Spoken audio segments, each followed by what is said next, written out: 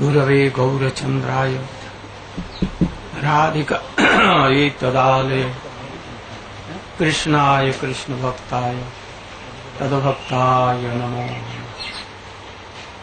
वंशाकल्पतरुभ्यश्च कृपा सिन्धुभ्यैव च पतितानां पावनेभ्यो वैष्णवेभ्यो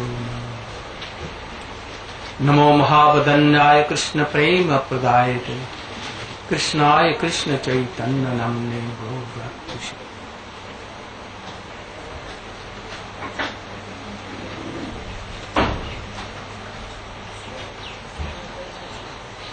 आगे दे दो, यू कैन गिव मी।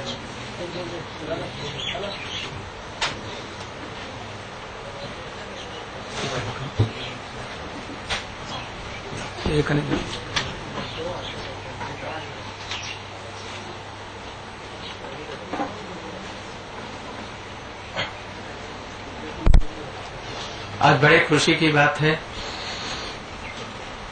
कि हम लोग भारत के वृंदावन से, मथुरा से निकलकर पूर्वी विश्व के मलेशिया, इंडोनेशिया, सिंगापुर, ऑस्ट्रेलिया के बहुत से, ऑस्ट्रेलिया के प्राय सभी बड़े बड़े शहरों में, और वहां से फिर फिजी में हम लोग आए।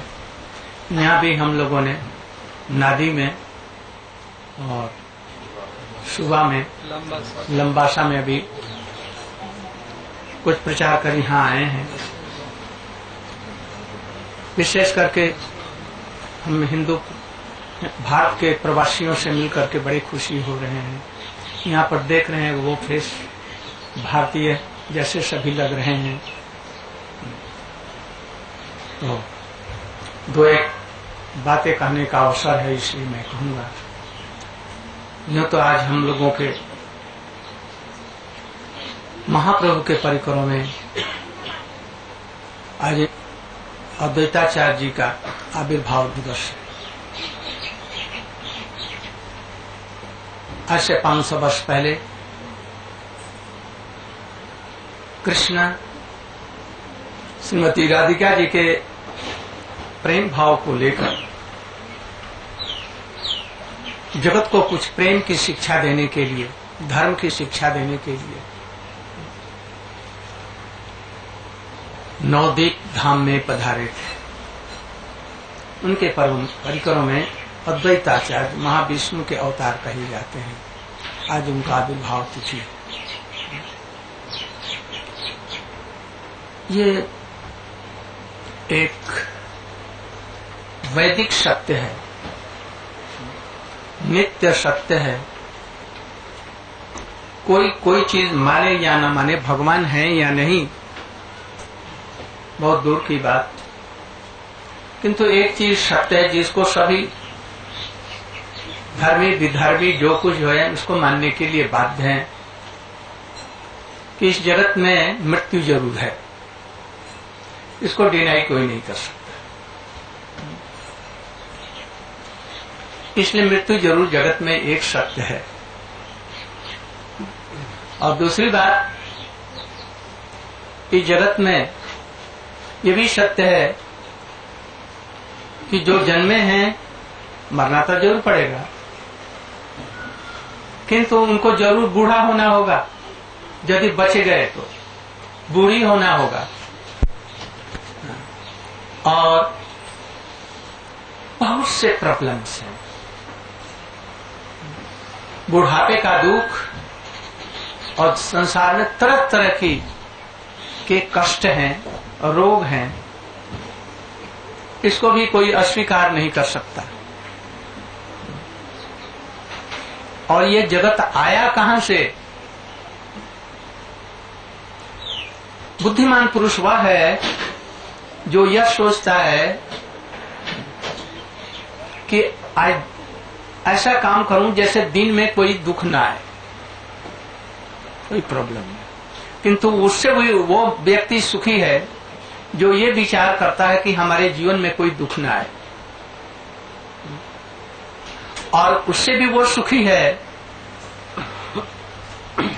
और बुद्धिमान कहलाएगा जो आने वाले जन्मों में भी हम कभी भी दुखी न रहे, सब समय सुखी रहे। अभी देखिए, अभी जिस स्टेज में आप लोग हैं, हो सकता है कि आप अभी सुखी हों, किंतु एक दिन सबको जरूर बूढ़ा होना होगा। आंखें कमजोर हो जाएंगी, दांत भी कमजोर हो जाएगा, केश श्वेत हो जाएंगे, अंत में लकड़ी पकड़ करके चलना पड़ेगा, अंत में यह शरीर छोड़ देना पड़ेगा। जिस समय छोड़ देना पड़ेगा उसमें क्या करेंगे? एक राजा था, बहुत ही धनी मानी, सब प्रकार से सुखी था। उसकी स्त्री भी बहुत बुद्धिमती और बड़ी रूपवती गुणवती थी, वो भी बहुत था। उसके लड़के भी बड़े सुशील थे। एक दिन एक संत आया उनके पास में और कहा कि मैं राजा से मिलना चाहता हूं। राजा ने कहा जैसे आया होगा तो कुछ मांगने के लिए आया होगा। आजकल के जितने भी डिवोटीज होते हैं वो मांगने के लिए जाते हैं, इसलिए वो डर गया। कहा जैसे ये जरूर कुछ मांगने के, कब हो? कल परसों में मिल लेगा, आज समय नहीं, आज मैं बहुत व्यस्त हूं। तो प्रहरी ने उनको कह दिया, वो लौट गया। वो 3-4 दिन के बाद में फिर आया। फिर राजा ने कहा फिर वही आफत आई। फिर उसको उन्होंने कहा दिया जैसा फिर पीछे मिल लेना। तो वो राजा से हताश होकर के चला गया रानी के पास में और खबर दिया, महारानी जी मैं एक संत हूं, आपसे मिलना चाहता हूं। तो पुरुष लोग बड़े हो सकते हैं कि निष्ठुर हों, किंतु पत्नियां उनकी बहुत सुशील होती है। भिक्षा मांगने पर भी मथुरा के ब्राह्मणों ने उन कृष्ण को नहीं खिलाया और उनकी पत्नियों ने थाल में परोस करके भर भर करके कृष्ण के पास में गई। पीछे वो पछताने लगे कि हमारी विद्या को धिक्कार है, हमारे ब्राह्मण होने का अधिकार है, यज्ञ करने का अधिकार है। ये स्त्रियां कुछ भी नहीं जान करके कृष्ण की इतनी सेवा की और हम लोग ऐसे दुर्भागे जो उस कृष्ण परब्रह्म से वंचित रह गए। तो इसलिए रानी के पास में गया। रानी ने बहुत जल्दी से बोला जाओ जल्दी से बुला लो, और उसका आसन देकर के बैठाया। बड़े प्रेम से पूछा महात्मा जी आप क्या चाहते हैं? कल मैं कुछ चाहता नहीं, मैं भगवत भजन करता हूं, किंतु साथ साथ में मैं थोड़ा सा एस्ट्रोलॉजर हुई हूं, कुछ जानता हूं, ये सब हाथ देखना रेखाएं जानना जानता हूं। मैंने विचार किया ये राजा बहुत ही भले आदमी है, किंतु 15 दिन में इनकी मृत्यु होने वाली है, इसलिए आपको सूचित करने के लिए आया। राजा ने अवकाश नहीं दिया यह, इसलिए आपको कहने के लिए राजा ये अब 15 दिन में से 5 दिन तो निकल गए, अब 10 दिन बाकी है, इसमें इनको मरना है, इसलिए जो कुछ करना है आप प्रस्तुत होकर के कर लीजिए। रानी घबरा गई और राजा को बुलवाया। इनसे तो महात्मा जी से तो नहीं मिल सका, किंतु रानी के ऑर्डर को वो डिनाई नहीं कर सका। वो आया और इतने में ये तो महात्मा जी तो वहां से चंपट हो गए, चले गए। वो राजा आया जी किसके मुख को जल्दी से बुलाया? तो एक महात्मा आया, वो कह रहा था कि मैं एस्ट्रोलॉजर भी हूं, भगवत भजन करता हूं। तो ये राजा जी अब 10 दिन के अंदर में मिल जाएंगे, मरेंगे, अवश्य मरेंगे। और ये कह करके वो चला गया। जो कुछ करना है कर लो, उन्होंने कहा। अब क्या करें? महाराज ने कहा जैसा ये तो मैंने गलती की, मैंने उससे मिला नहीं, ढूंढवाया तो देखो सिर मुंडन होगा, यहाँ पर कुंड होगा, गले में तुलसी होगी, हाथ में माला, हरि नाम करता होगा। जल्दी से ढूंढा, गौर वर्ण का होगा, गोरा रंग का, बुलाओ। खोजते खोजते नदी के किनारे देखा जो वो बैठा था, उसको बुला लाया। कहा महात्मा जी आपने ये कहा कि मैं मर जाऊंगा 10 दिन में, तो जरूर मरेंगे, गारंटी है, हमको यहीं पर रख लीजिए बंद करके और देखिए जरूर आप मरेंगे। कोई भी बचा नहीं सकता, विश्व में ऐसी कोई हस्ती नहीं है जो बचा ले। अब तो राजा घबरा गया, जी क्या करना चाहिए, मैं क्या करूं? यही तो मैं कहने आया था, जब चेत जाओ तुम, जो कुछ करना है करो। राजा घबरा गया, उन्होंने कहा कि घबराने की तो जरूरत नहीं है, तुमने जीवन में बहुत पुण्य कार्य किए हैं, माता पिता की सेवा की है, गरीबों की सहायता की है और भी किया है, किंतु थोड़ी सी गलतियां हुई हैं तो तुमको स्वर्ग मिलेगा। मैं ये भी देख रहा हूं, स्वर्ग में जाओगे और वहां पर सब प्रकार की सुविधाएं तुम्हारे लिए मिलेगी, जो यहाँ पर सुख नहीं है उससे और अधिक सुख मिलेंगे। किंतु एक बात है, जो वहां पर आजकल मच्छर हो गए हैं किसी प्रकार से, बड़े बड़े इंडिया से वो लोग चले गए हैं, काजे ने कैसे वो लोग, और वहां पर बड़े बड़े काले काले हैं, जिसको डस्ट देंगे उसको मच्छर ये मलेरिया बुखार हो जाता है, और मलेरिया बुखार उतरता नहीं है, वो लेकर के ही प्राण जाता है। सो आप ऐसा कीजिए कि वहां पर मच्छरदानी भी बड़ी सुंदर है, सब कुछ है, किंतु मच्छरदानी जो आपके मिलेगी, जो बेड पर रहेगा उसमें कोने में थोड़ा सा कटा हुआ है, वहां पर सुई और धागा नहीं है, बाकी सब कुछ है। आप यहाँ से थोड़ा सा एक सुई धागा समझते हैं, लिटिल लाइन थ्रेड, यहाँ से ले जाएंगे और बाकी वहां पर सब कुछ आपको मिलेगा। मैं कैसे ले जा सकता सुई धागा? तो तुमने सारा जीवन क्या किया, क्या जाए, सुई धागा भी नहीं ले जा सकता है तो क्या ले जाएगा? इतना जो कमाया, कमाई का इतना, तुम्हारे इतना बड़ा राज्य, उसमें बड़े बड़ी फैक्ट्रियां थी और क्या था, तुम्हारे कितने सब मैनेजर और ये सब क्या क्या थे, इतनी अपार संपत्ति, और तुम सुई धागा नहीं ले जा सकते। अभी हम गए थे उनके फैक्ट्री में, देखा जो सोप बन रहे हैं, कपड़े बन रहे हैं, क्या क्या बन रहे हैं, चावल बन रहे हैं, दाल बन रहा है, कोकोनट, जीवन के सारी आवश्यकताएं इनकी फैक्ट्री में देखा मैनेजर तो गिनते गिनते मैं थक गया, जो कितने मैनेजर हैं। मैंने पूछा कि भाई डायरेक्टर कौन है? तो इतना वैभव में से तुम एक नीडल और थ्रेड नहीं लेकर के जा सकता तो क्या ले जा सकता है? किस लिए किया ये इतना जीवन जो बर्बाद किया, किस लिए जो नहीं किया? अरे बुद्धिमान है जो आगे की भी चिंता करे, तुम इसकी चिंता क्यों नहीं किया? तुमने देखा नहीं है तुम्हारे पिताजी मर गए, पिताजी के पिताजी मर गए, वो भी कुछ साथ नहीं ले जा सके, उन्होंने शरीर छोड़ दिया तो तुमने उसको जला दिया। विचार तो करो। काजी अब तो मैं आपके चरणों में अब पड़ा हूं, आप ही हमको बतलाइए मुझे क्या करना चाहिए। अच्छा तो ठीक है, मेरी बात मानेगा? तो हाँ, देखो भगवान का नाम करो, हरे कृष्ण कृष्ण कृष्ण हरे हरे राम। उल्टा नाम जपत जग जाना, उल्टा नाम जपत जग जाना, वाल्मीकि भय ब्रह्म समाना। उल्टा नाम मरा मरा जप करके ही वाल्मीकि ब्रह्म के समान माने, जीवन मरण से अतीत हो गए, सर्वत्र उनकी गति है, कभी भी उनको मरना नहीं है, कभी भी उनको कोई दुख नाम की कैलेमिटी, कोई भी डेथ फेथ कुछ नहीं, उस स्थिति को ला।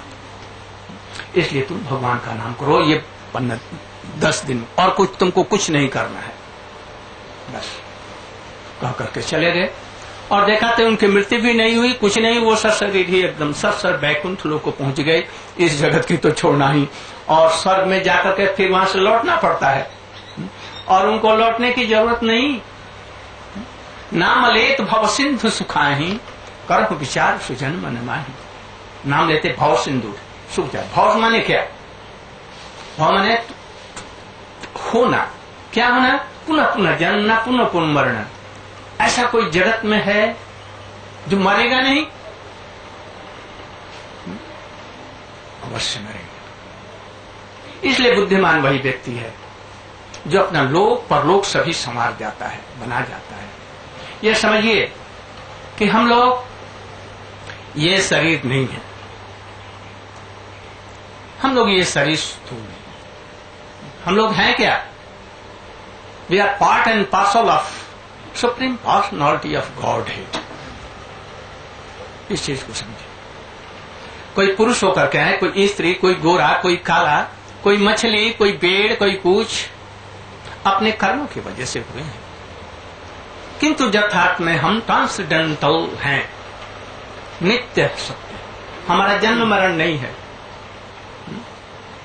जिन चीजों को आप देख रहे हैं इनमें परिवर्तन और ध्वंस है, किंतु एक ऐसी दृष्टि है जो हमारे गुरु वर्गों से मिलती है, जो कृष्ण से आती है, जगत गुरु कृष्ण से आती है। कैसे आती है? गुरु परंपरा की धारा से। इस जगत में भी आपको हारमोनियम बजाना है तो किसी से सीखना पड़ेगा। हमने इन लोगों से पूछा, पूंजा ब्रदर्स से, ये आप लोगों ने ये सब बिजनेस कहां से सीखा? सीखा कहां से? कहे फादर से सीखा। उनके ऋणी है ना, वो कहां से सीखे होंगे? कुछ उन्होंने जो सीखा वो कहां से सीखा? इस तरह से गुरु परंपरा की धारा होती है। ये ट्रांसडेंटल नॉलेज है। इस जगत के संबंध में जो ज्ञान है, जो नष्ट हो जाते हैं, जो असल चीज को देंगे नहीं, संसारिक सुखों को, वो तो रह जाएगा भाई इस चीज को। इसलिए बुद्धिमान पुरुष हैं जो इसको करते हुए भी ये समझें कि हम लोग नित्य सनातन तत्व आत्मा है, जो भगवान का अंश है। ये भगवान ही जगत को स्थिर रखे हैं। ये मैनेजमेंट जो है मूल उनके हाथों में है। उनके बिना ये समुद्र में ज्वार भाटा नहीं आएगी, सूर्य नहीं उग सकते। वो एक एक मिनट में एक एक बार अपनी चाल को बदलते हैं। कभी एक एक मिनट कम में उगते हैं, कभी एक एक मिनट बाद में उगते हैं। ये सब हम लोगों को कर्मों का नियंत्रण करते हैं। इसलिए सुप्रीम पर्सनालिटी ऑफ गॉड है। इसलिए इनको जरूर मानिए। उनको भूलने की वजह से हमारी ये दशा है। कुछ अच्छे कर्म किए, बस उसमें भोग रहे हैं। अच्छा, उस दिन के बाद में फिर आप जानते हैं नेपोलियन बोनापार्ट को, वो विश्व विजय करना चाहता था, कुछ विजय भी किया और अंत में मित्र सेनाओं के साथ में ऐसे पड़ा, समुद्र से बांध करके, जेल में बंद करके और समुद्र में डुबा दिया। हिटलर का तो आप लोग जानते ही हैं। हमारे इतिहास में रावण को जानते हैं, सोने की लंका, 1 लाख पुत्र, 1.25 लाख नाती, और विमान की जरूरत नहीं, शरीर ही जहां से जहां तहां चला जाए। हिरण्यकश्यपु न दिन में मरे न रात में मरे, और सब समय जुआ अवस्था, वज्र जैसा शरीर हो, मरण उसका ही नहीं है। कहां गया वो सब? एक क्षण के अंदर में हिरण्यकश्यपु ने उसको ये कर दिया। इसलिए कल के लिए सोचिए आप लोग भी। आप लोग ये मत समझिए जो सुखी हैं तो अभी ऐसा कोई नहीं होगा जिसको कोई न कोई रोग न हो। और सबसे बड़ा ये रोग है जो बुढ़ापे की तरफ में हम बढ़ रहे हैं। कल के लिए सोचिए, परसों के लिए सोचिए, तब बुद्धिमत्ता है। यही हमारे भारतीय का ये संदेश है। तमसामा ज्योतिर्गमय। ये जगत में जो चल रहे हैं, ये जो कुछ कर रहे हैं, ये तमसांधकार है। कहां जा रहे हैं कोई पता नहीं। समझ रहे हैं कि यही सुख है, किंतु ये सुख नहीं है भाई। कुछ दिनों के लिए क्षणिक सुख है, कुछ क्षणिक समय के लिए ये सौंदर्य है, ये बल है। एक न एक दिन ये जाएगा। इस पर खूब अच्छी तरह से विचार करके देखेंगे। इसलिए हम जीवन के अंत तक, और जब ये जीवात्मा अमर अजर अमर है, तो ये कैसे नित्य काल के लिए सुखी हो सकेगा, इसके लिए विचार करना है। यही परम बुद्धिमत्ता है। भारत माने क्या? भारत एक जमीन नहीं है, भारत एक थ्योरी है, एक विचारधारा है। भारत, भारतीय जितने भी शब्द हैं, चाहे गुजराती हो, बंगाली हो, चाहे कोई भी हो, संस्कृत से सब निकले हैं। इसका कोई न कुछ अर्थ होता है। भारत, भा माने प्रकाश, रत माने उसमें लगना। भारत माने जहां पर ज्ञान का इतना विकास है, आत्मज्ञान का, भगवत तत्व ज्ञान का, जो उसको जो छू देता है, थोड़ा सा स्पर्श कर देता, अजर अमर हो जाता है। इतना प्रकाश। वो प्रकाश क्या है? हम सब भगवान के नित्य दास हैं। ईश्वर अंश जीव अविनाशी चेतन अमल सहज सुख राशि। संस्कृत में ममई वांसो, जीव लोके जीवभूतस्। ये गीता, हमारे वेदों में ऐसा कहा गया, नित्यो नित्यानाम चेतनश्चेतनानाम आनंदमयो अभ्यासात इत्यादि वेदांत सूत्र और वेदों में कहा। हम नित्य के संतान हैं, हम प्रभु के संतान हैं। हम उनको भूल करके, जैसे पिता को भूल करके कोई इधर उधर भटक रहा, ऐसे में अपने परम पिता, परम गुरु, परम सुहृद, परम मित्र, उनको हम भूल करके इस संसार में जन्म मरण में लगे हुए हैं। इसलिए प्यारे भाइयों, आप लोग भारतवासी विशेषकर इन चीजों को समझेंगे। अपने घर का काम कीजिए, खूब अच्छी तरह से कीजिए, कोई भी बात नहीं, किंतु कुछ भगवत भाव मिलाकर के करेंगे, नास्तिक नहीं। ईश्वरा नास्ति वेदा नास्ति ऐसा नहीं। हम देखते नहीं है इसलिए मानेंगे नहीं। कहाँ है भगवान, कहाँ देखते हैं? अरे तुम तो अपने भीतर में नहीं देख सकते। आंखें तुम्हारी आंखें, तुम अपनी आंख को नहीं देख सकती, और की तो बात क्या है? ये आंखें बिना सूर्य के या किसी चीज के लाइट के ये नहीं देख सकती कोई भी चीज। कुछ लेना पड़ेगा, उसके सहायता से ये देखेगी। ये क्या देखेगी? और अंत में इसकी रोशनी नष्ट हो जाती है, इसलिए इसे नहीं देखा जाता। एक आदमी ने हमारे गुरुजी से प्रश्न किया। हम लोग ट्रेन सफर कर रहे थे गुरुजी के साथ में। भगवान को कहाँ कोई देखा है जो आप लोग भगवान भगवान भगवान कर रहे हैं? ये तो सेंटिमेंटल लोगों ने भगवान शब्द की सृष्टि की है। ये हम लोगों ने सृष्टि की भगवान को, भगवान ने हमको नहीं। जितने डरपोक आदमी थे, एक मान लिया ये भगवान है। ये सेंटिमेंटल। भगवान कहाँ है? कोई देखता है? तो उन्होंने गुरु जी ने कहा, जो तुम जो देखता है वही मानता है। तो हाँ, हम तो वही मानेंगे और दूसरा कुछ नहीं मानते। कहा ये तुम सब मानता है, तो कैसे? अच्छा बताओ तुम्हारे पिताजी का नाम क्या है? तो उन्होंने बुझा जी, बोला जी मेरे पिताजी का नाम राम मूर्ति या कुछ कहा। अच्छा तुम ऐसा कोई प्रूफ दो जो तुमने देखा जैसे यही तुम्हारे पिता है। कोई प्रूफ है इसका जो हमारे पिता वही हैं?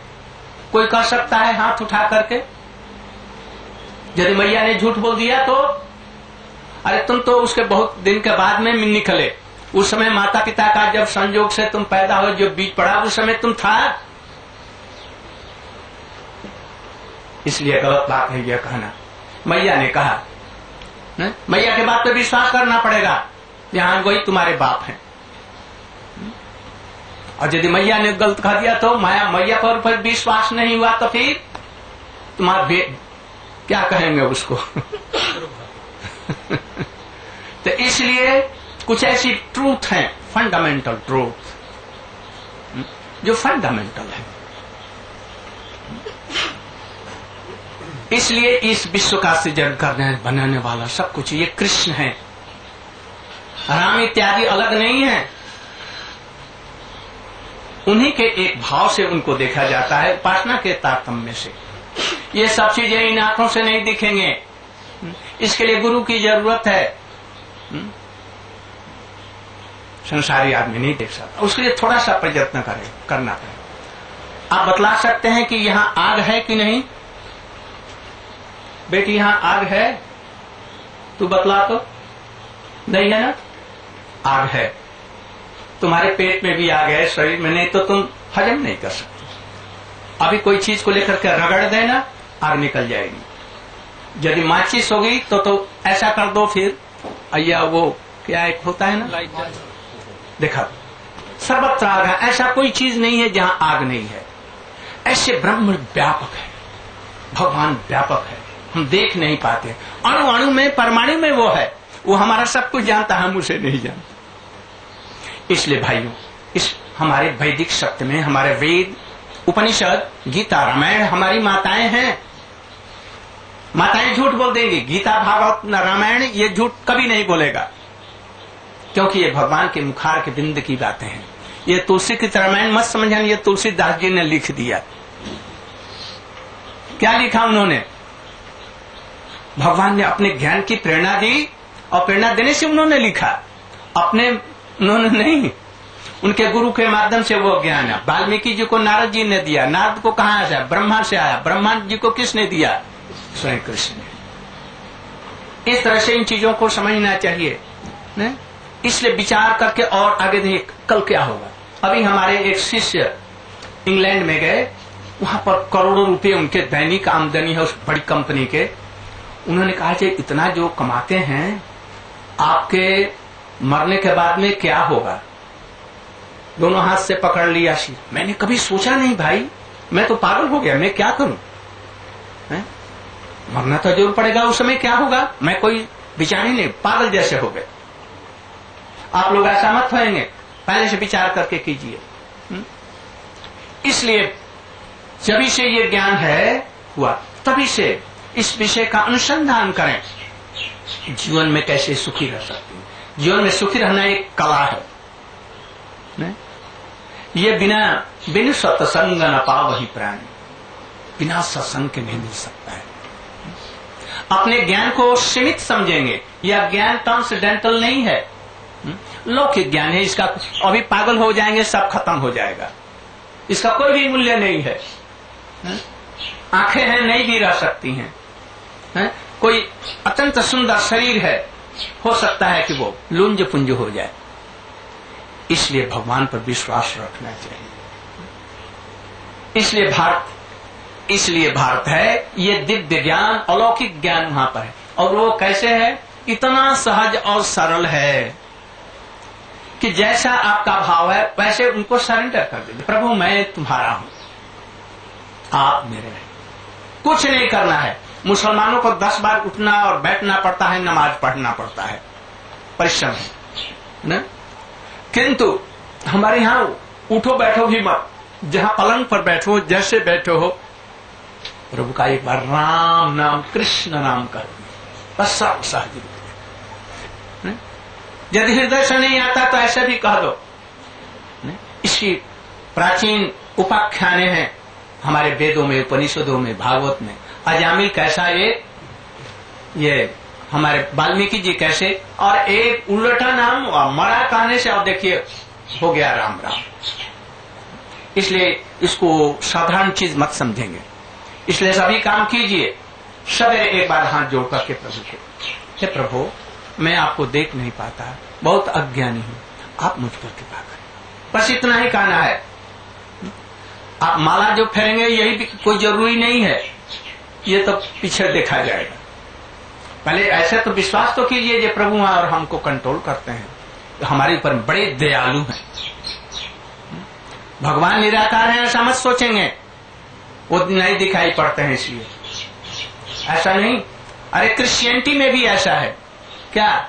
God created man after his own image. जब उनका अपना ही इमेज नहीं है तो कहां से क्रिएट करेंगे? इन्ना अल्लाह का खला का मेन सूरत ही, उनके कुरान में भी ऐसे, कुरान शरीफ में है क्या? अपने सूरत के अनुसार उन्होंने बनाया इसको, मनुष्य को। ऐसा कोई नहीं, किंतु वो थोड़ी विचार नहीं कर पाते। हमारे सनातन धर्म में, वेदों में से लेकर के अब तक इसके ज्वलन सब उदाहरण और प्रमाण है। इसलिए प्रभु पर ऊपर में विश्वास रखेंगे, नास्तिक मत बनेंगे। ये जगत ही सब सुख का कारण है ऐसा मत समझेंगे। ये तो जीवन निर्वाह करने की एक कला है, उसमें फंस न जाएंगे, उनको स्मरण करेंगे। बस हरे कृष्ण कृष्ण कृष्ण हरे हरे, एक पैसा खर्च नहीं है। कैसे का एक पैसा का भी कोई खर्च नहीं है। एनर्जी भी नहीं जानी है, कोई भी एनर्जी। आपका समय नष्ट नहीं होगा। आप कहेंगे हमारा समय बर्बाद हो जाएगा, तो आप लोग तो भारत के हैं। तेली जानते हैं किसको कहते थे? तेली जो तेल पेरते थे, कल्हू लगा करके, बैलों को ठोली लगा करके तेल पेरते थे, तेल निकलता था। आज जैसा घटिया तेल नहीं, उस तेल को यहाँ पर थोड़ा सा रखने से ही आंसू आ जाते, और इतना सुगंध है। आजकल का घी भी उस तेल को, आजकल तेल ही नहीं है। तो तेली वो तेल पेरता था, दिन भर हाट उस पर बैठ करके और घुमाता था, समय नहीं। एक दिन नारद ने, अरे भले मानुष, तो दिन भर हाट हाट करता है, बैल चला करके और तेल पेरता है। अरे एक बार भगवान का नाम तो कर, राम नाम तो कर।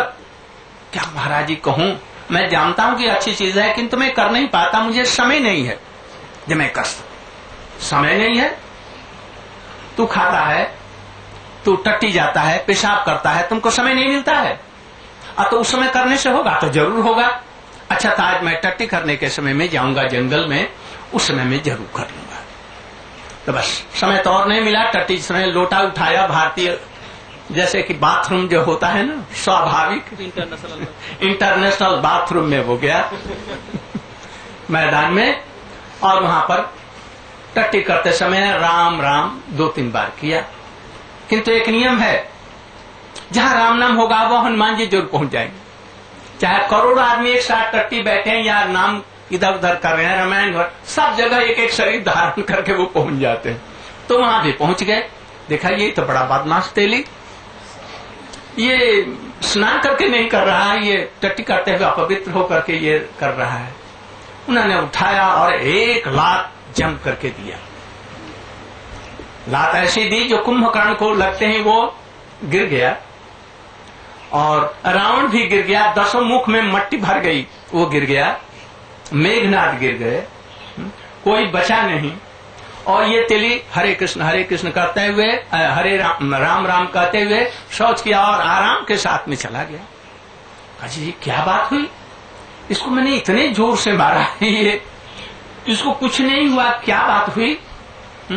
बहुत चिंतित रहे और आराम के साथ वो चला गया राम राम करता हुआ। थोड़ी देर के बाद में जब शाम हुई तो ये हनुमान जी राम के दरबार में पहुंचे और वहां पर सेवा करने के लिए उपस्थित हुए। जब वहां पर गए तो देखा आज राम कमर पर हाथ रखे हुए ओह आह कर रहे। हनुमान जी ने कहा जी प्रभु आज आपको क्या हो क्या गया? तो तुमने आज ऐसी जो जम करके हमारे पीठ की धुलाई की कि मेरे रीढ़ और पसली एक हो गई। तो मैं प्रभु आपको मैं लात से मारूंगा? तो तुम नहीं तो कौन मारा? अरे तेली जबकि मेरा नाम कर रहा था, नाम और नामी दोनों एक है, नाम और दयालु है, मेरा स्वरूप ही नाम है। अभी गधा कहने से गधा नहीं आ जाएगा, किंतु राम कहने से कृष्ण कहने से साथ ही साथ वो कहां नहीं है, इसलिए जरूर आ जाते हैं। तो मैं वहां जब उसने राम किया और मैं पहुंच गया और तुमने जो लात मारी वो हमारे पीठ पर गई, उसके पीठ पर नहीं, इसलिए उसका कुछ नहीं हुआ। किंतु हमारी तो पीठ एकदम ये हो गई, रीढ़ भी टूट गई। हनुमान जी बोले जी प्रभु आज से मैं कान पकड़ता हूं, कभी कोई भी किसी अवस्था में भी भगवान का नाम करे, मैं छेड़छाड़ नहीं करूंगा। तो ये समझिए जी भगवान का नाम भगवान से भी दयालु है। आप ऑफिस में हैं और कोई नहीं वहां पर है, कर ले तो क्या हर्ज है? ठीक है, पलंग पर आए, सोने जा रहे हो, प्रसाद पा लिया हो, सोने का समय है और उस समय क्या चिंता करेंगे? ऑफिस में ये काम हुआ, यहाँ पर गड़बड़ी है, यहाँ पर ये ठीक करना है, वहां पर माल भेजना है, यहाँ पर माल प्रोडक्ट करना है, ये करना है, वो करना है। यदि वकील है तो सब जितने आपके क्लाइंट के जितने हैं फाइल आपके दिमाग में घूम रही है। टीचर है तो और सब कुछ प्रॉब्लम। घर में रसोई की कोई पत्नी है तो रसोई की ही चिंता हो रही है, कल कहाँ से क्या चीज आएगा, कैसे होगा, क्या होगा। और हमारे पति थोड़ा सा एक गर्लफ्रेंड रख लिया, अब ये समस्या मैं क्या करूं? वो कभी एक दूसरी औरत को प्यार करते हैं। मैं सब कुछ सह सकती हूँ, ये नहीं सह सकती। मैं तो किरासन तेल या कोई चीज डाल करके स्पिरिट में जल मरूंगी, बड़ी भारी समस्या। पति ने देखा जैसे आ रही, ये तो बहुत प्यार ऊपर से करते हैं, किंतु इसका एक बॉयफ्रेंड है। देखने ऊपर से बस खूब लोग सुखी शांति से हैं, किंतु ऐसा कोई है नहीं, ये प्रॉब्लम नहीं। किंतु उसी समय में ये सब प्रॉब्लम रहे एक बार तो बड़े प्यार के साथ में हरे कृष्ण कृष्ण कृष्ण हरे हरे हरे राम सो जाओ, गोली की जरूरत नहीं पड़ेगी खाने के लिए। ये चिंता नहीं करनी कि एक लड़की हमारी में शादी में हमने 10 लाख रुपए खर्च किया और हमारी 5 लड़कियां, रात में नींद आएगी? नहीं आ सकती। आजकल बहुत कसम चल रहा है, कसम नौकरी नहीं मिलती। भारत में तो नौकरी मिलना बड़ा भारी कठिन है, इसलिए आप लोग इधर में आ गए। आपके पूर्वज लोग भी इसीलिए आए, मैं जानता हूं। वहां के शहर में, कलकत्ते में ही जितने आदमी हैं, यह सारा फिजी मिल करके ही नहीं, और सारा ऑस्ट्रेलिया मिल करके नहीं है, आधा भी नहीं है। इसलिए बड़ी समस्या थी, इसलिए आप लोग छिटक फिटक करके हमसे इधर में आ गए। आप लोग छिटक सकते हैं, हम लोग नहीं छिटके। हम जहां आप लोग रहेंगे वहीं पर जाएंगे और आपको याद दिलाएंगे। इसलिए हम भारत से यही संदेश लेकर गए हैं। चलते फिरते उठते बैठते जहां कहीं भी आपको समय मिल जाए, प्रभु को नाम लेने में कोई एनर्जी नहीं लगती, खर्च नहीं लगता, पैसा नहीं लगता, कुछ भी नहीं लगता। हम आप लोगों से पैसा नहीं लेने आए, ये समझ रखिए। हम अपनी संपत्ति को, ये ज्ञान आप लोगों को देने के लिए आए। इसलिए जहां हम जाते हैं कह देते हैं भैया, जब देखो हम इस्कॉन वाले नहीं हैं, इस्कॉन से नहीं, इस्कॉन के गुरु जो थे वो हमारे गुरु जी के शिष्य थे, हमारे प्रभुपाद जी के शिष्य थे। किंतु अब ये लोग थोड़ा कुछ डिरेल्ड हो रहे हैं, उनको पैसा चाहिए। हम लोग पैसे के नहीं, हम एक संपत्ति देने के लिए आए हैं। उस संपत्ति का एक थोड़ा सा भी अंश आप लोगों को मिल जाएगा, आपका जीवन धन्य हो जाएगा, इसलिए हम आए। इसलिए हम पर आप लोग विश्वास करेंगे, क्योंकि मैं कुछ लेने के लिए नहीं, आप लोगों का जीवन सुखी बनाने के लिए, भारतीय संदेश देने के लिए आया। मां तमसा ज्योतिर्गमय, अंधकार की तरफ में मत जाओ, ये अंधकार है, ये सब मोह है। मोह से निकल करके ड्यूटी में आइए। अपने पत्नी को देखिए, ये भगवान की प्यारी है। बच्चों को देखिए, क्या ये भगवान के प्यारे हैं, उनके अंश हैं, मैं भी वही हूं। इसलिए उनका सपोर्ट कीजिए, पालन पोषण कीजिए, उनको अच्छी तरह से ज्ञान में ले जाइए, भगवत भक्ति उनको दीजिए। ये आजकल की शिक्षाएं हमें कहां पतन में ले जा रही हैं। आजकल देखते हैं कि सिगरेट पीते हैं वही हमारे प्रिंसिपल और प्रोफेसर और टीचर ही, वो क्या शिक्षा देंगे? उनका चरित्र ही नहीं अच्छा है, वो क्या देंगे? इसलिए ऐसी परंपराएं हैं, इसमें संत लोग जो है, जो भजन किए हैं, उनकी बातों को मान करके थोड़ा सा चलिए। यह राजनीति जब तक कि धर्म नीति के द्वारा संचालित नहीं होगी, कंट्रोल नहीं होगी, जगत का विनाश करेगी। पहले ऐसा था, राजनीति धर्म नीति के द्वारा शासित होती थी और सब जगत का कल्याण, वो राम राज्य होता था। तो आप लोग भी राम राज्य में रहिए। राष्ट्र तो ऐसा नहीं हो सकता, व्यक्तिगत हो सकते हैं। इसलिए आज यही पर समाप्त करता हूँ। आज से हमारा प्रवचन होगा विष्णु मंदिर लटोका, कोई विष्णु मंदिर लटोका में, आप अनाउंस कर देंगे तो आप लोग सभी लोग वहां पर जाएंगे। हिंदी में बोलूंगा। डरिएगा मत, मुझे प्रणामी अंत में आरती जब होगी तो प्रणामी एक एक पैसा या एक एक डॉलर दे, नहीं, कुछ नहीं देना पड़ेगा।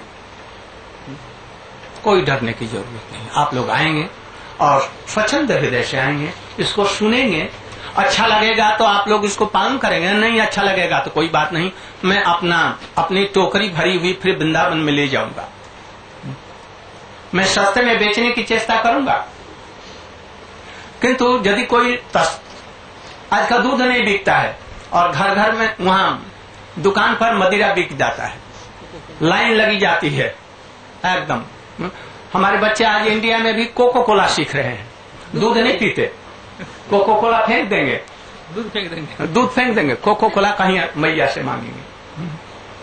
तो वैसे ही आप लोग इस धारा में आइए, भजन कीजिए, अपने घर की चीजें आप ही के पास में रहेंगी, आपका जीवन सुखमय हो उठेगा। एक कीर्तन कर दो। अद्वैताचार्य से देने के लिए आए थे, आज उन्हीं का आविर्भाव तिथि है। आज उनके चरणों में हम श्रद्धा पुष्पांजलि अर्पित करते हैं। बोले श्री वृंदावन बिहारी लाल की। कन्हैया फिर से आ जाओ हमारी बाल टोली में, कन्हैया फिर से आ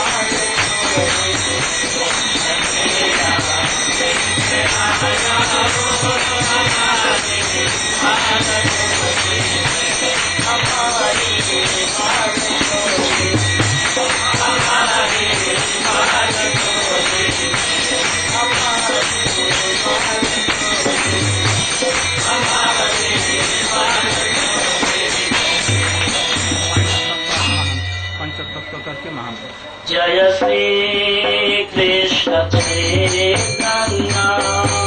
प्रभु नित्यानंद अद्वैत गदाधर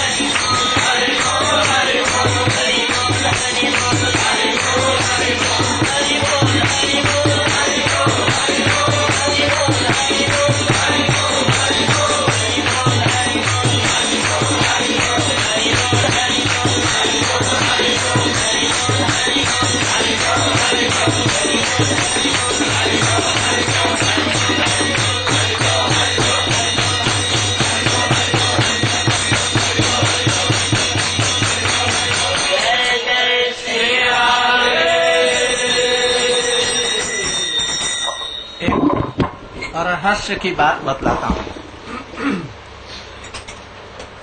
एक पिता का बेटा बहुत गुड़ खाता था और उसके बड़े फोड़े फुंसी निकल आए थे, सारे शरीर में फोड़े फुंसी। बहुत कष्ट बेटे को होता था। पिता बहुत तरह से समझाता था, बेटा मैया समझाती थी जो तू गुड़ मत खा, नहीं तो ये तू मर जाएगा, इतना कष्ट तुमको हो रहा है, चारों तरफ में फोड़े फुंसियां होंगे। नहीं माना वो। तू अपने गुरु के पास में गए, उस बेटे को ले गए, गुरु जी आप तो सीधा महात्मा हैं, आप जरा कह दीजिए, हमारे बेटे को समझा दीजिए गुड़ न खाने, तो ये इसको फाड़ फुंसी बहुत हो रहे हैं।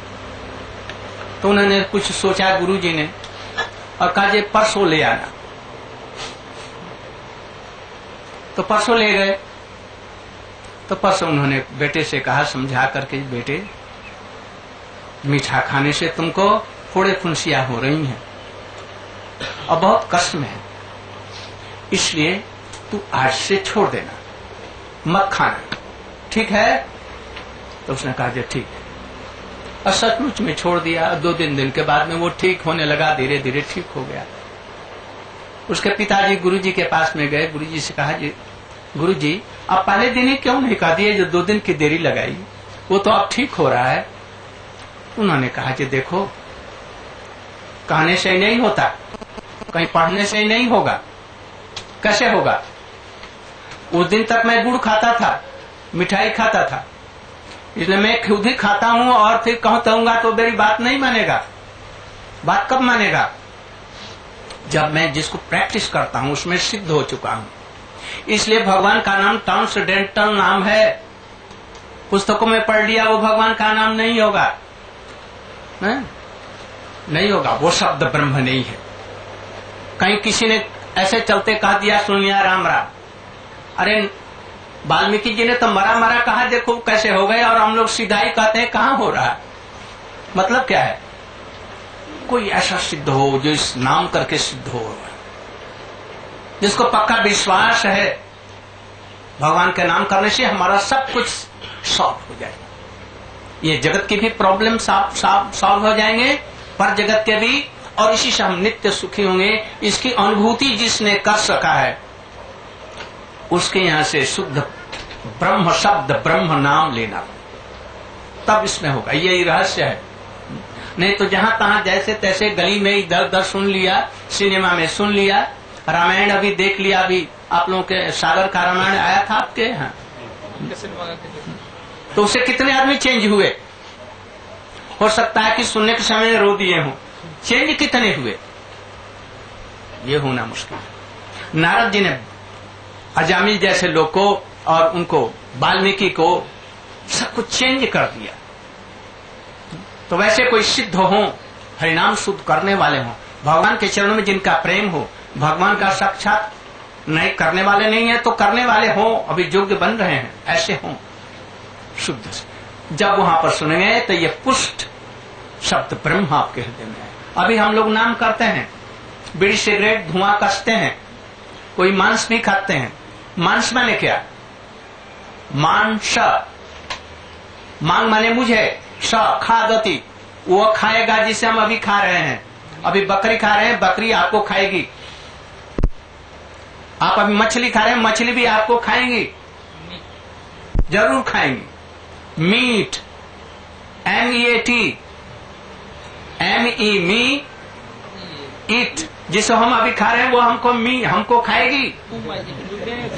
ये समझिए, ये पक्का सिद्धांत, कोई उसे हमें रोक नहीं सकता। इसलिए इन चीजों पर ध्यान रखते हुए ऐसे सद्गुरु हों, ऐसे लोगों की बात सुन करके, वो आपका जगत का कुछ भी नहीं चाहेगा, आपको चाहेगा ये देना चाहिए। इसलिए समझ बूझ करके ऐसे तैसे राम राम कहने से भी नहीं होगा। मन ना रंगायो रंगाए जोगी कपड़ा, केवल कपड़े रंगाने से, तिलक और इससे, गले में माला से नहीं होगा। उसमें बहुत से ठग रावण ने त्रिदंड वेश हमारा जैसा सन्यास बनाया हम तो कपड़े भी पहने, वो कपड़ा नहीं, केवल रुद्राक्ष पहन करके दंड लेकर के वो करा क्या, भिक्षांग देही, भिक्षांग देही, और फिर क्या भिक्षांग देही। नहीं देगी तुम्हारा पति नष्ट हो जाएगा, मर जाएगा, यदि हमारे पास नहीं आएगी भिक्षा देने। तो ऐसे ऐसे नहीं होगा। सचमुच में जिसको रियलाइजेशन कुछ हो, अनुभूति हो, जिसके शब्दों में दम हो, उससे लेकर के और सहायता लेकर के उसे गाइडेंस में हरि नाम कीजिए। थोड़े ही दिन भर करने की भी जरूरत नहीं है, हो जाएगा। इसलिए आज समय कितना, 1 बज गया है करीब, 1:20-25। आज यहीं पर मैं समाप्त करता हूँ। यदि हमारी कोई कड़ी और रुखड़ी बातें हो गई हैं, if I have told so harsh, you can forgive me. उसके लिए मैं आप लोगों से क्षमा मांगता हूँ, और यदि अच्छी कोई बात है तो आप लोग इसको ग्रहण कर सकते। गौर प्रेमानंद। आप लोगों को प्रसाद सबकी व्यवस्था किए हैं, शायद आप लोग प्रसाद पाइए और मुझे आदेश दीजिए, मैं भी प्रसाद लेकर के वहां पर जाऊंगा। ठीक। Govind Damodar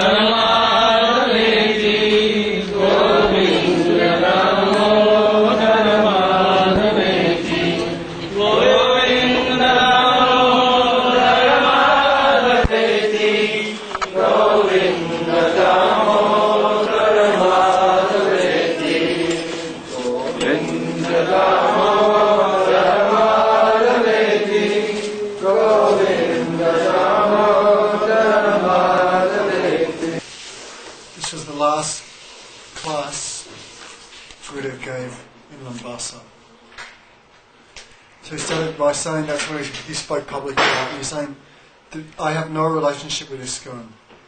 He says, Bhaktivedanta Swami and I are like God brothers. He says, but now, he says, these fellows are they're different than us. We have no relationship with them. 95% of them are fallen, and most of them are against the moral root of Sanatana Dharma. Oh, right, start a revolution. Most of them are completely against this Sanatana Dharma because they're neglecting the mul root of Sanatana Dharma, which was respecting the Vaishnavas. He says, but we're not dependent upon them, they are dependent upon us because they took birth from our parampara. He says, but apart from that, we have the same dress, everything like that, but you should not think that we are ISKCON. Then Gurudev talked about, someone asked Gurudev a question that afternoon, what is Pravritti Marg and what is Nivritti Marg? So Pravritti Marg generally means attachment to samsara. And these people are called the Grihamedis. And the Nivritti Marg generally means those who reject the samsara and chase the paramarthika goal.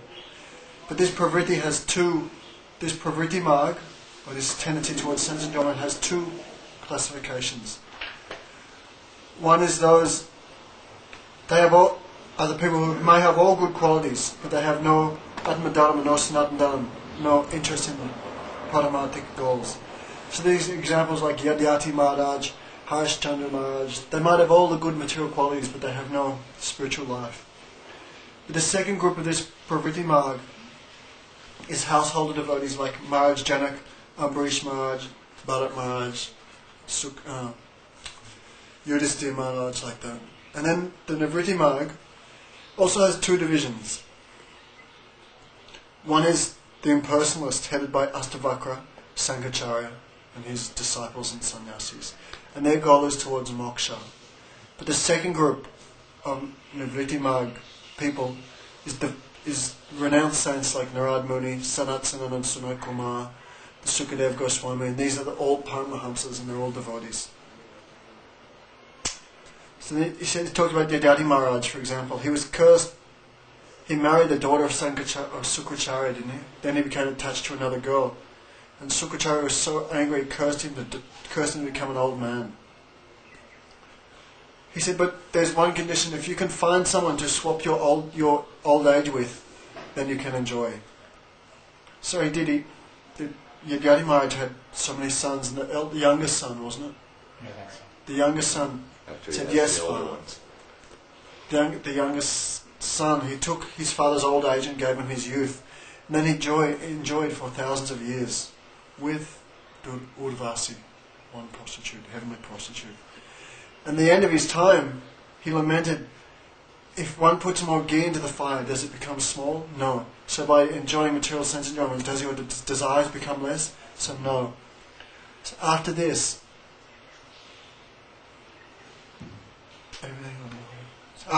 he got some gyan. By the mercy, I think it was Narada Muni, then he started his bhajan. And he said everyone must leave their household at 50 years of age and take towards spiritual life. And these days we see that many people are eating meat and alcohol, but this is all sinful activity. But there are certain prescribed methods that one can undertake if one wants to enjoy meat and alcohol. For example, he has to offer the goat in this black goat on the full dark moon at a certain time of sacrifice. He has to do so many rules and regulations. Then he can take these things. But if he's just thinking, eat here, drink there, eat here, no rules and regulations, this is all sinful activity. So the ultimate goal of this Pravritti Marg is not just to enjoy, but it's to enter Nivritti Marg. And Gurudev washed his hands of all that, then he started his pravachan. He said, so Ramachandra Bhagavan, he is Marjada Purushottam. He said he is bound by the rules and regulations of Shastra. He says, and also he is bound, also his devotees are also bound by these rules. And they never overstep these bounds. Because still we know that Ramachandra, he is Bhagavan, he is completely independent. He can do as he likes. But in order to show the example of the perfect king, of the perfect brother, of the perfect wife, the perfect husband, the perfect bhakta, then all his devotees followed these Marjada Purushottam, these boundaries of Marjada. But Krishna is different.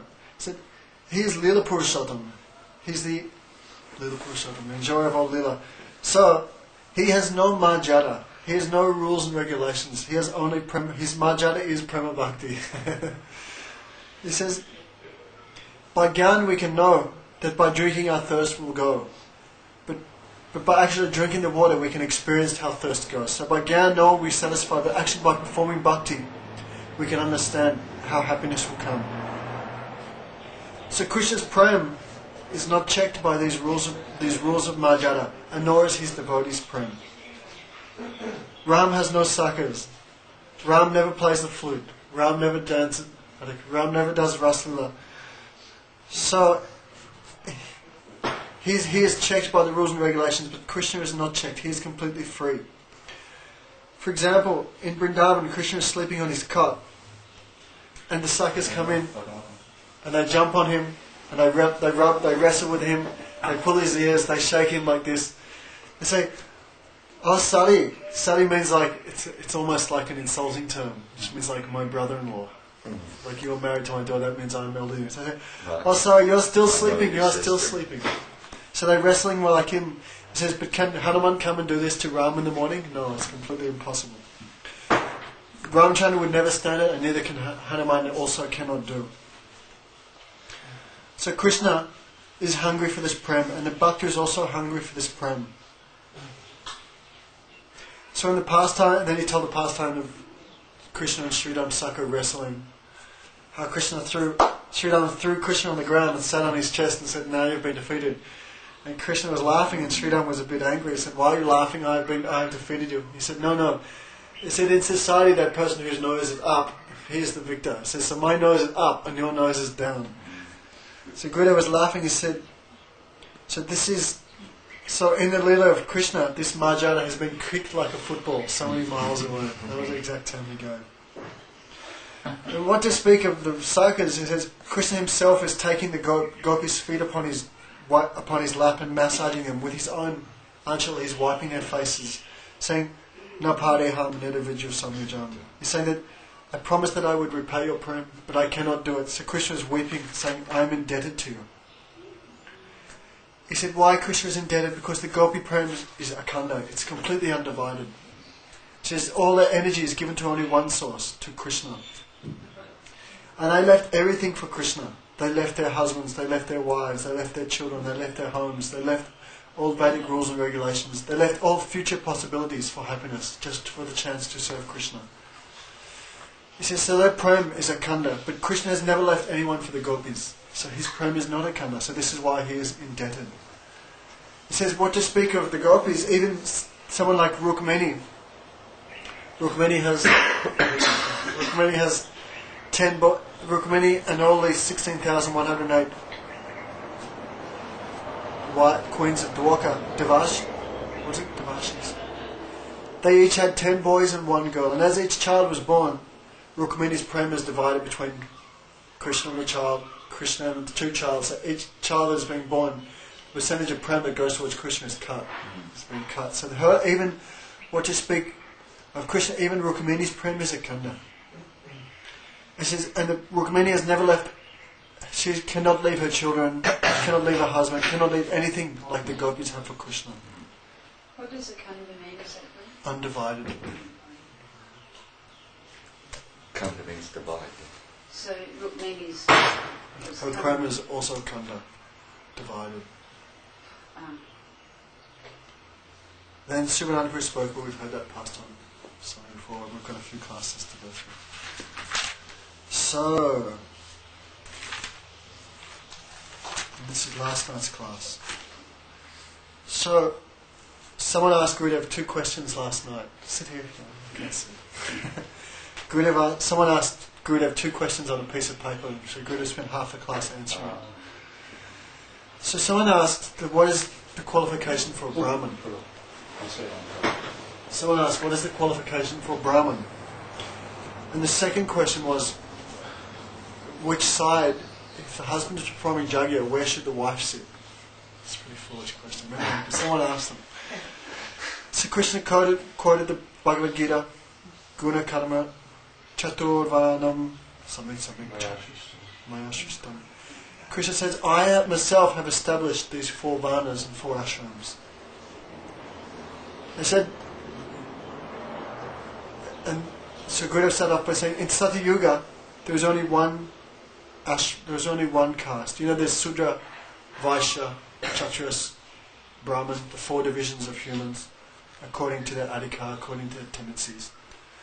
So the Sudra will be tending to serve everyone else, the Vaishya will tend to do business, the Kshatriya will tend to defend Dharma, engage in disciplining others. And the Brahmana, he will be tend to study spiritual life, engage himself in spiritual life. So Gurudev says, in Satya Yuga there was only one Varna. There was only one Varna. Everyone was a Paramahamsa. Everyone was a topmost devotee. So there was not much difficulty in Satya Yuga. But as the Yugas progressed, then these 4 other Varnas became established. So in Treta Yuga, the next Yuga, those 4 were established. And he said, who is a Brahmana? Gurudev says, it's not simply that someone is born whose father is a Brahmana, and he's born in that father, in that family, does not make him a Brahmana. He says, for instance, one day one boy, he went to Gautam Rishi, and he said, oh Gurudev, please initiate me, I want to become a Brahmin. And Gautam Rishi said, what is your Gotra, what is your family line? Where is your family coming from? Who is your father? Like this. The boy said, I do not know. So the Rishi said, go and ask your mother. So the boy went and asked his mother. And he came back to the Rishi. And the Rishi said, did you ask who is your father? And he said, yes. He said, my mother told me to say one thing. The boy said, my mother's name is Yuvala. And that's all I can say about my parenthood. Because my mother, when in her youth, she was a prostitute and she used to know many different men. So she cannot say who exactly is my father. So this boy told that to the Rishi, Gautam Rishi.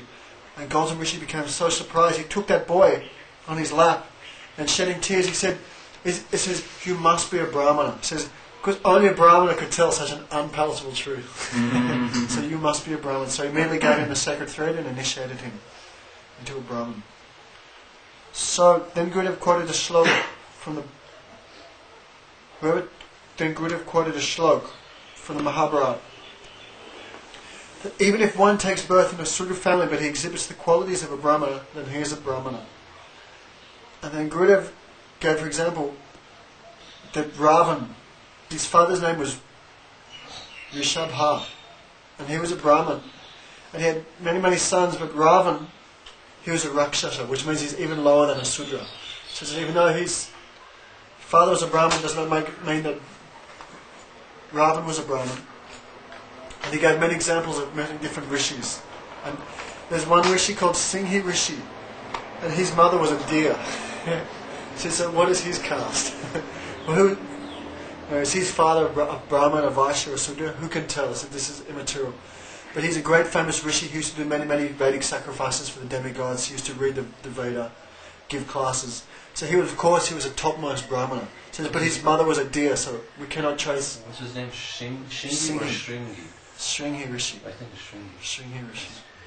He said, and Narada Muni, he's more than a Brahmin, he's a topmost Paramahamsa devotee. He said, but his mother was a cleaning woman, a Sudrani. And then Vishwamitra, he was born in a pot, an earthen pot. So what was his caste? Who was his mother and father? Who can tell there's such a thing? But Vishwamitra was a very great Brahma Rishi, a very great saint, so topmost Brahmana. And Valmiki Gurudev said this morning that the termites eat the wood and they pass stool from their body and that becomes a termite mound. And they mix it with dirt and it becomes a termite mound. So he was born from a termite hill. So who is his mother and father?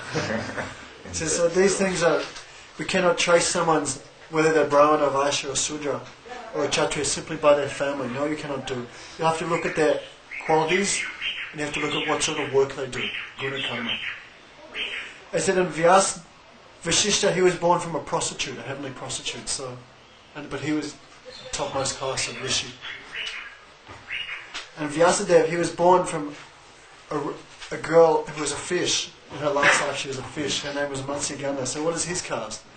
But Vyasadeva was such a person, he's the guru of all the Brahmanas. He was the one who wrote all the Vedas. So it's obvious he's a Brahmana, more than a Brahmana. So then he quoted another shloka, which I'd like to get down. So it's a fact that by birth, everyone is born as Sudra. And there's one verse in the Bhagavatam, Gurudev didn't quote it, but it's Kalo Sudra Sambhava. Then in Kali Yuga, everyone is born as Sudra. There's no such thing as a Brahman in Kali Yuga. Everyone is a Sudra. So then Gurudev quoted that verse from the Mahabharata, everyone is born as Sudra. No, it's from the Tulsidas Ramayan. Everyone's born as Sudra, but some of those boys, they're given the sacred thread and given mantra. So they're called Vipra. It's twice born. Dvija Vipra. Says, but there's a difference. And one who, after initiation, he reads the Vedic scriptures. So he's called a Vipra. But there's a difference even between a Vipra and a Brahmana. So a Vipra is someone who has a sacred thread, who might be engaged in sacrifice, he might be engaged in reading the Vedas.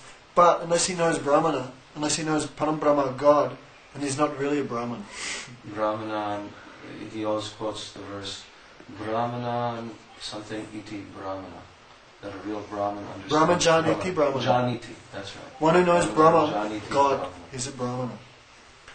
And he gave an example like Rishabdev, he's an incarnation of God. He's a Kshatriya. And he had 100 sons. And out of those 100 sons, 81 were Brahmanas, including the Navanagendra Rishis. And 9 of them were Kshatriyas. So Krishna has established his Varnashram to get some control in society, that everyone can be slow to be. If they're a Sudra, they can be elevated. If they're a Kshatriya, they can be elevated. If they're a Vaishya, they can be elevated. If they're Brahmana, what to speak of a Brahmana, they can also become elevated to becoming devotees of Krishna. Then he quoted the meaning of a Sudra is that someone who wants happiness of their own body, they're called a Sudra. So one time Srila Goga Maharaj, he asked one of his disciples, what are you? What is your Vana? And the disciple said, I am a Sudra. And Goga Maharaj chastised him and said, oh, you're a Sudra? You've taken initiation from Guru? And you're still a Sudra? And he blasted him. You have no faith in Guru. So then Gurudev cut out. Then he was very happy to finish all that subject. Then they went about this, which side does the wife sit on at the yagya? Gurudev says, I'm not so much interested in this, I'm a sannyasi. You really want to know, you've asked me the question. He says, all I know, and then he quoted the shloka. One shloka about Sita Ram. Sita is always situated on the left-hand side of Ram. And he quoted another shloka that when Ram did the sacrifice at Natasaranya, That time Sita was situated, the gold statue of Sita was situated on his left hand side. So Gurudev quickly washed his hand of that subject and went on to the Bhagavatam. This was all Subhanandaprabhu, wasn't it? Wasn't there something about meat eating though in that class last night? MEA, just the same. Every class. Okay, then Subhanandaprabhu spoke nicely. And our Gurudev spoke a bit, then Subhanandaprabhu spoke. So Parikshit Maharaj, when he was in the womb of his mother, that time Ashvatthama tried to kill the whole race of the Kurus. Kurus and... what's that on? Kurus and... Yadus. He tried to destroy the whole Yadu race. So he cast a Brahmastra weapon, which is like a bit like a nuclear bomb, but it's done by mantra. So the last of the race was inside, what's the name of the woman? Uttara. He was a baby inside his mother's womb, and he was the last of the race.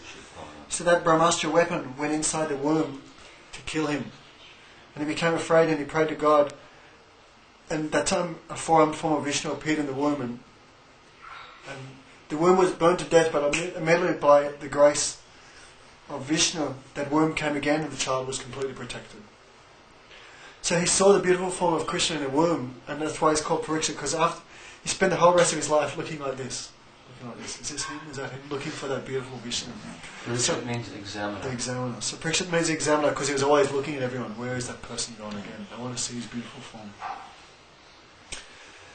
So Parikshit was cursed to die. Gurudev told the story. It's a long story. He was cursed to die in 7 days, and that time he was very happy. He said, I was looking for a chance to do bhajan, but I had so many responsibilities. So he could not find a chance, but now I've got a chance. So very happily he put down his crown, he put off his armour, put down his sword, and just walked out of his palace and went to the bank of the Ganga. And immediately 88,000 rishis came there, like Mongol rishi. And he said, Mongol rishi is what Mongolia is named after. Gurudev said last night. And Kasyap rishi is what the Caspian Sea is named after. So all these different parts, and then Malaysia and Singapore. Anyway, went through it. So all these 88,000 rishis came like this. No telephone, no fax. They came automatically. No email. He didn't say that again. He showed that. So then Parikshit Maharaj was thinking, for one who was about to die, what should he do? At the time Sukadeva Goswami came and spoke to Bhagavatam. Then Gurudev asked Subhanandaprabhu to speak on the Teachings of Lord Kapila Deva. Kapila Devahuti Sambad. Teachings of Lord Kapila Deva. So Bhagavan made a deal with Kadam Rishi. Says after he did many, I don't know the whole story. He made many austerities, and Bhagavan said, I will become your son. So this Rishi, he married Devahuti. And he was about to take sannyas and leave the house, and the wife prayed to him, Oh Prabhu, says, don't leave me alone, at least give me one son. So by the mercy of the son, Kadam Rishi, she got a son, and that son happened to be God. What's his name? Kapila Dev. And so the wife was very unhappy, and she begged her son, please give me some instructions. So this instruction is called Devahuti Kapila Dev Samvad, the teachings of Lord Kapila Dev. So there's many shlokas, and one is Satam Prasangam Mamavedya Sambhava Bhavanti Redkana Rasayana Kata Tadyosana Rasvarvalago Vatmani Shraddha Rati Bhakti Anukramisyate. Satam Prasangam, Satam means sadhu, or that sadhu is established in spiritual existence. Satam Prasangam Manamavedya Sambhava. Kapila Dev is saying, go to that sadhu who's self-realized, who's a God-realized soul. And you should hear from him what? Virya Samvido, the heroic pastimes of Krishna. Bhavanti Ritkana Rasayana Kata. And that Rasayana Kata, which is like a very, very sweet medicine, you should hear how Bhavanti Ritkana, through the ears. Drink it through the ears, not through your mouth. Drink this nectar through your ears. Tadyosanas Varvago Vatmini Shraddha Rati Bhakti Anukramisiti. And by hearing this Harikatha, what will happen? It says you'll develop first Shraddha, which means faith in Krishna. Shraddha Rati, and then your faith develops more and more thick. Then you'll develop the primary stage of the ecstatic life of Godhead. And then that primary stage of ecstatic life of Godhead called Rati, that will mature into Prem. So, he's giving instructions, he's saying that you should go and do sadhusanga and hear Harikatha, and then you'll develop the summum bonum of life. And he said, but there's 3 types of devotion. One is called tamasic bhakti. That's someone they're doing devotion to Krishna, but their goal is to hurt others. He didn't give so many examples, but it's called tamasic bhakti. The person himself is under the mode of tamas, or ignorance. So he's doing bhakti, so he cannot do pure bhakti because he's in ignorance. So this is called tamasic bhakti. And he's doing that goal, but he's doing that bhakti, but as the fruit of that, he will hurt others in his worship. He'll speak harsh words, insult people. This is called tamasic bhakti. But higher than that is a rajasic bhakti, that someone's left the mode of tamas and he's influenced by the moods of rajagun. So he'll be doing all bhakti but for self-gain. Oh Krishna, give me this. Oh God, give us this day our daily bread. Give me this, give me this. So he's doing bhakti, but it's a business deal. He's only wanting his own self-interest. And higher than this is sattvic bhakti. Bhakti done in the mode of goodness. And this bhakti means he's wanting mukti. He's trying to get mukti as a result. But higher than all these 3 is called nirgun bhakti, which is called pure devotional service or sudha bhakti. And from this he only wants one thing, to give happiness to Krishna. Nirgun bhakti. Then another verse he said, Madguna shruti mantrena mayi sarva guhase manogate abhikshena gangambusanam budao.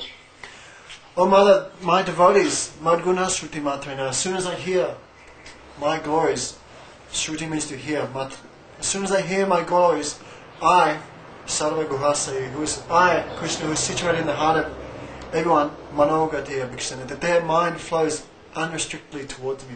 Just like the Ganga flows unrestrictedly towards the ocean. As soon as my devotees hear my Nam, Guna, Rupa, Lila, that their minds immediately merge with me. They immediately flow to me unrestrictedly, like the Ganga flows towards the ocean. Then he said there's different types of sadhana. There's Gyan sadhana, by the worship of the Nirvishesh Brahma. One will attempt to merge with Brahman. This is called Gyan sadhana. He says, but this is painless, so painful. It's such a painful process, and the result is not so great. Because from that position of Nirvishesh Brahman realization, one will fall down again into the material pool. And then another type is called Karma sadhana, Sat-Karma sadhana. That he has desire to go to Swag and to enjoy the heavenly planets for millions of years. He'll give charity, build hospitals, do many fire sacrifices, only for the desire to rise up to the planets of the demigods and enjoy like anything. But higher than this, and if he does very, very good activities, he might reach up to Chandralok, the planet of the moon god. But if he does very, very good activities, he might even go to Swarga, heaven. But when their pious activities run out again, they'll fall. So this is also a painful thing. And then he described at the time of death, he says one will be lying on his cot, and there will be many friends, all his friends, all his family, all his wife and children, they'll all be around him and they'll all be crying, lamenting, oh my dear husband, my dear husband. And that time he'll be trying to speak, he'll be trying to give them instructions, he'll be so worried, he'll be trying to calm them, trying to speak his heart. But that time death has caught him and his voice chokes up, his voice becomes covered with phlegm, he starts to pass urine and stool in his body, and his body begins to burn 107, 108 degrees. It's called Vishnu Dwala, the fever of Vishnu. And that time he's in a pain like there's 1,000,000 scorpions biting him. 1,000. Gorgon used to say, do you know what is one scorpion bite? He goes, bring one scorpion and give to him. He says, and then that pain is multiplied thousands of times. That's the pain at the time of death. And he's crying.